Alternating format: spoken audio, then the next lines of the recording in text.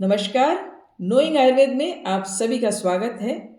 मैं वैद्य वृंदा राव। हम बाजरे से संबंधित अपनी चर्चा को जारी रखते हुए बाजरा का हर जो सिस्टम है, हमारे ऑर्गन सिस्टम है बॉडी में, उसके ऊपर क्या क्या अलग प्रभाव है, आइए इसके बारे में जानकारी लेते हैं। देखिए, जहाँ तक डाइजेस्टिव सिस्टम की बात है, लघु यानी पचने में हल्का और सुपाच्य होने से ये पेट के लिए बहुत ही हितकारी है। दूसरा, जहाँ तक हार्ट हेल्थ की बात है, देखिए ये हार्ट के ब्लड सर्कुलेशन को अच्छा रखता है और बैड कोलेस्ट्रॉल यानी एलडीएल को ये रिड्यूस करता है और इस कारण से जो आर्टरीज में होने वाले जो ब्लॉकेजेस हैं उसको भी ये प्रिवेंट करता है। स्किन हेल्थ की बात है, जहाँ तक ये कोलेजन बनाता है और कोलेजन बनाने से जो स्किन की इलास्टिसिटी है वो बनी रहती है, तो उसकी वजह से रिंकल्स कम बनते हैं। इसके बाद लंग्स की, जहाँ तक लंग्स हेल्थ की बात है, देखिए ये कफग्न है यानी कफ को कम बनाता है, कफ को कम करता है। इस कारण से जो लंग्स में कफ का कंजेशन होता है उसको ये पकाता भी है और दूसरा गर्म तासीर का होने से दूसरा कफ नया बनाता भी नहीं है। इस कारण से जो लोग अस्थमेटिक हैं या जिनको सीओपीडी है वो लोग इससे बनी हुई इसके बाजरे के आटे से बनी हुई प्रिपरेशंस को अपने डाइट में इंक्लूड कर सकते हैं। वो भी पर्टिकुलरली डाइट में लिक्विड चीज़ें, हॉट लिक्विड, जैसे पतली कड़ी हो गई या पतली राबड़ी हो गई, जिसमें आटा कम मात्रा में और हॉट लिक्विड होने से इसका जो असर है बाजरे का वो इजी सुपाच्य होने से कफ नहीं बनाता है और जो कफ ऑलरेडी है उस पे ये काम करता है, उसको पकाता है।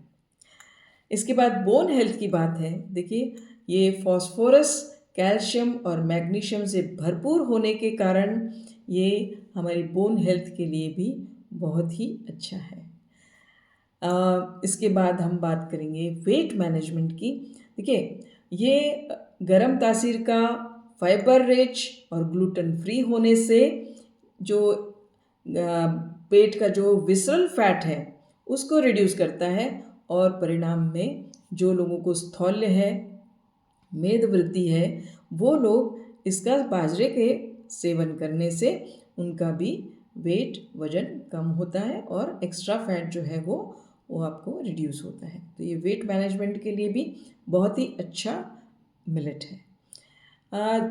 डायबिटीज़ की जहाँ तक बात है तो देखिए ये अगेन ग्लूटेन फ्री होने के कारण और कफ नया नहीं बनाने के कारण ये ब्लड शुगर लेवल को मेंटेन रखता है और इंसुलिन के स्पाइक्स को नहीं होने देता है।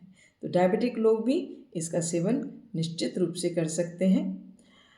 और सीलिएक डिजीज़, जो कि गेहूं से होने वाली जो एलर्जी है, जिनको गेहूं पचता नहीं है, तो सीलिएक डिजीज़ यानी वो लोग भी ग्लूटेन फ्री होने के कारण इसका उपयोग निश्चित रूप से कर सकते हैं। इतने सारी चीज़ों के बाद एक प्रश्न जो है वो आया था कि ये क्योंकि कभी कभी पित्त बढ़ा देता है। देखिए उसके कारण जो है दो तरह से होते हैं, या तो पित्त with in body he already ज़्यादा है, या एक इसका जो पकाने में अगर ये प्रॉपरली कुक नहीं हुआ है, ये इसमें कच्चापन है, जो भी आइटम डिश बनाया है उसको बनाने में अगर ये प्रॉपरली कुक नहीं हुआ है तो भी ये पित्त को बढ़ाएगा, इसका पाचन नहीं होने से, है ना। इसलिए जो भी इसका आइटम कुक करें तो इसको देख लें कि ये जल्दी से पक रहा है। कि जैसे आपने इसकी रोटी बनाई तो रोटी प्रॉपरली कुकड होनी चाहिए, है ना। और जो भी इसका चीज़ बनाते हैं, आइटम बनाते हैं, वो प्रॉपरली पक जाना चाहिए, सीज जाना चाहिए, तो फिर ये पित्त नहीं करता है। अच्छा, दूसरा, ये गर्म तासीर का होने से खुश्की भी करता है, इसलिए इसके साथ में निश्चित रूप से गाय का घी या तिल का तेल या मक्खन का उपयोग ज़रूर करना चाहिए, और इसके जिससे कि ये बैलेंस हो जाए और पित्त को ना बढ़ाए ज़्यादा। तो इस का जो सेवन है कम मात्रा में भी कर सकते हैं। ओवर ईटिंग अगर आप स्वाद में कर जाते हैं उससे भी पित्त बढ़ जाएगा या ब्लोटिंग हो जाएगा।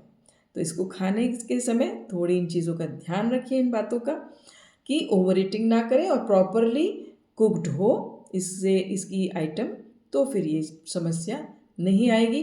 मुझे लगता है जिसने ये प्रश्न पूछा था उनको ये अपना समाधान मिल गया होगा और बाकी दूसरों के लिए भी ये जानकारी हुई। इसी जानकारी के साथ आगे और मिलेंगे। नमस्कार।